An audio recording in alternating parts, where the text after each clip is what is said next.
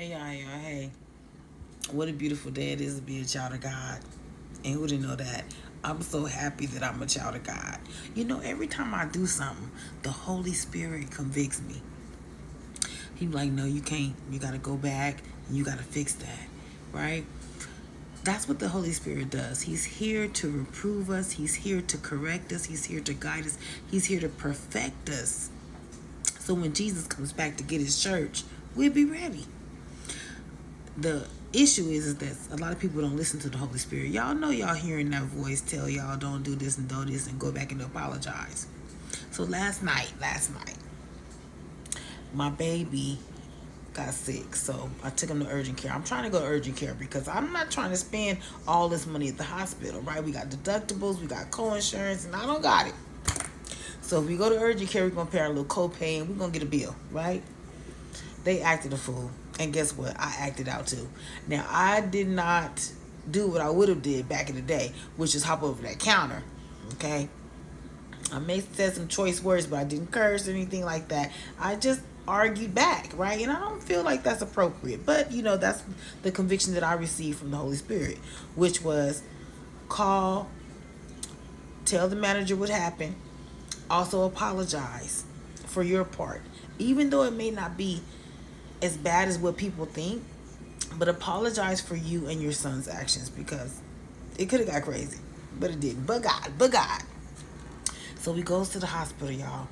When we get to the hospital, there was a man that I seen at my church, from my church. It's a big church, so you know we really don't like communicate with people there unless you just sit by them or something like that. And so I said, hey, you my church from me, the guy from church, whatever. I told him the name of the church, whatever. He's like, yeah. So he came back, talked to my son, and the game that he gave my son was, man, it was, you can't even pay for it, okay? The game is to be sold, not told, but not in this. It's not when it comes to God. It's free game over here, okay? And so he told my son, or gave him confirmation on what he's been praying about. My son is only 18, y'all. He just got in college. He feel like, you know, he grown, he a man. You can't tell him nothing. He just growing. But he do listen, but he's very quiet. You know what I'm saying? He don't speak unless spoken to. Or he's comfortable around family members or something like that. So anyhow, I always ask God to manifest himself to my babies. You know what I'm saying? Show himself, because a lot of people don't understand that God is a spirit.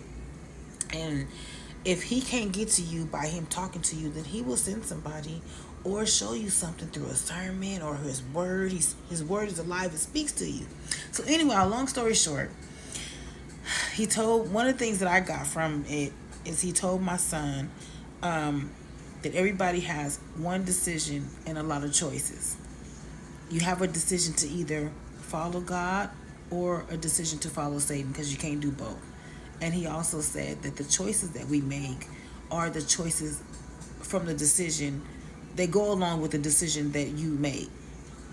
So if you make a decision to follow God, then the choices that you made should follow that decision that you made, if that makes sense. And he also told my son that God told him told me to tell you to stop playing. Stop playing, right? So there's two things I want y'all to get out of this. When the Holy Spirit is convicting you to do something, it's because he's perfecting you. He's teaching you. He's reproving you of sin. And he's trying to perfect you so you can be without spot or blemish. Listen to him. Do not grieve the Holy Spirit. Number two, God works in mysterious ways. It wasn't meant for us to have services at that urgent care because we had to go to the hospital so he can get the information or the message that God sent through that man. And the man didn't even look like how he spoke. He was from the East Coast, and I done been to jail, Rochester, Penn, and when I took his shirt up, showed my son the shots and stab wounds and all the stuff he had. Now he working at the hospital. Had a mechanical heart, pacemaker, and all that, but God saved him. He said every time he gets the chance, God places somebody at his feet, and he gonna tell him about the goodness of the Lord. So I hope that this message inspires you a little bit in some type of way. You feel me? Listen to God.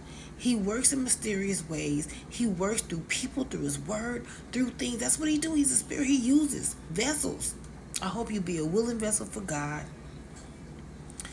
And remember, if somebody's placed at your feet, tell them about the goodness of Jesus. Have a blessed day.